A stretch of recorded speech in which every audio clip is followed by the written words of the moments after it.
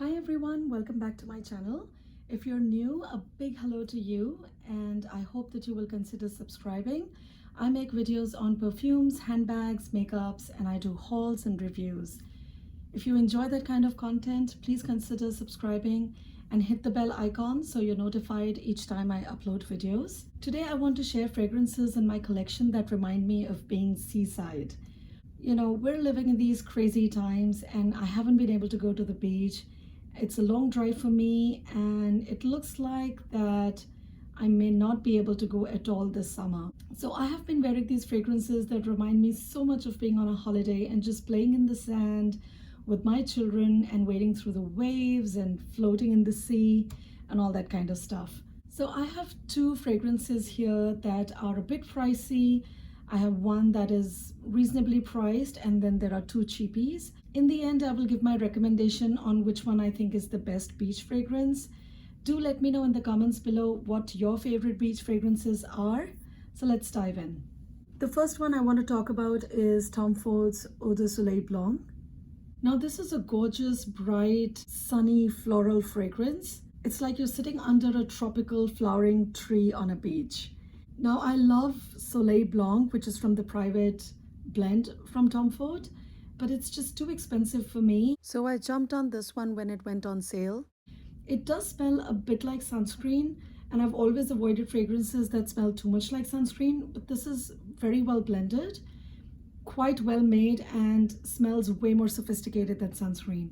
The opening is quite green and citrusy, and then come the white flowers, jasmine, neroli, ylang-ylang, and the dry down on me is also quite coconutty.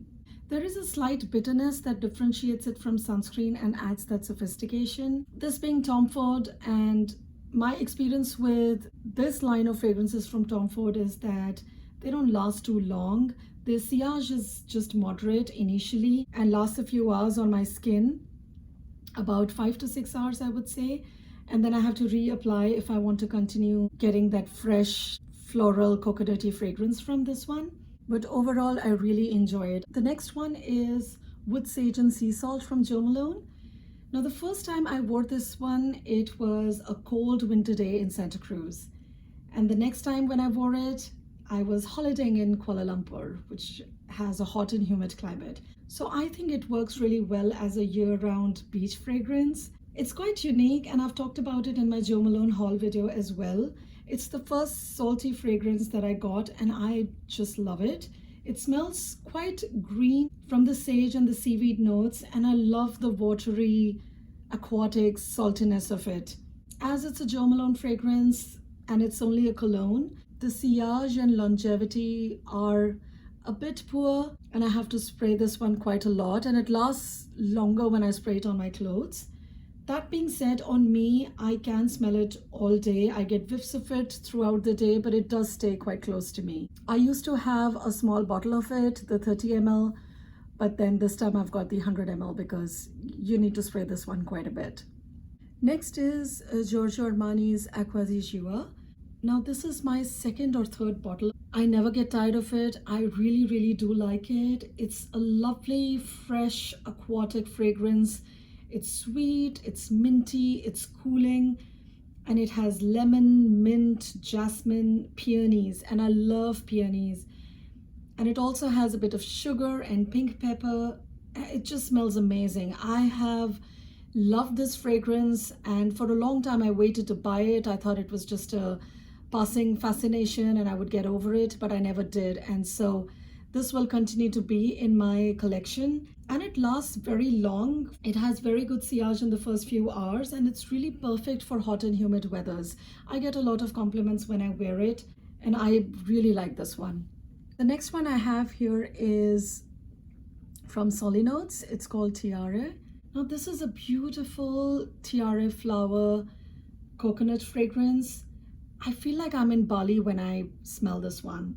It's just very strong, so 1 or 2 sprays are enough. Otherwise, it can be really cloying, especially on a really hot summer afternoon. I also prefer to wear it in cooler summer evenings, and it lasts really long and has pretty good sillage.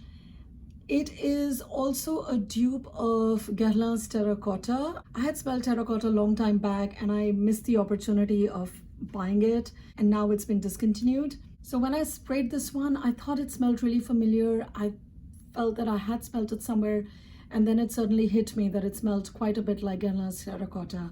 So I'm quite happy to have it, and it's really a very beautiful fragrance. I always thought that beachy fragrances had to be very fresh and citrusy and aquatic, and I always kind of avoided florals because I thought they would get too strong. And I do love white floral fragrances, and most of the fragrances I have are quite strong, but this one is very pretty and it really goes with the overall environment and climate, and it's the coconut that makes it very wearable even in summer. The last fragrance I want to share today is At the Beach from Bath & Body Works.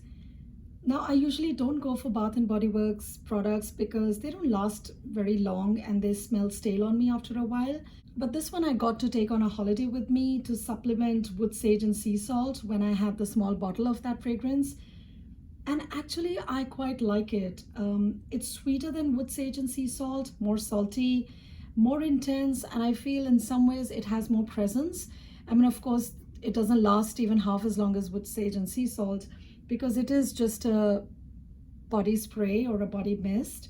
And also it's not as sophisticated as wood sage and sea salt, but we're not always looking for sophistication, are we? I mean, at least I am not. You know, for me, I want to use this when I want to get down and dirty in the sand with the kids. You know, it's very affordable, so I don't mind it if it gets mixed up with sunscreen and sand, and if I have to wash it off or I need to get into the water. You know what I mean? And it's a very pretty fragrance, very affordable. You get 200 plus milliliters for less than $15. So you can spray it literally, and the bottle is plastic, so it won't break in your beach bag. I mean, overall, I think it's a really good fragrance to have for the summer. So now on to my recommendation. If I had to recommend just one of these, it would be Acqua di Giova from Giorgio Armani.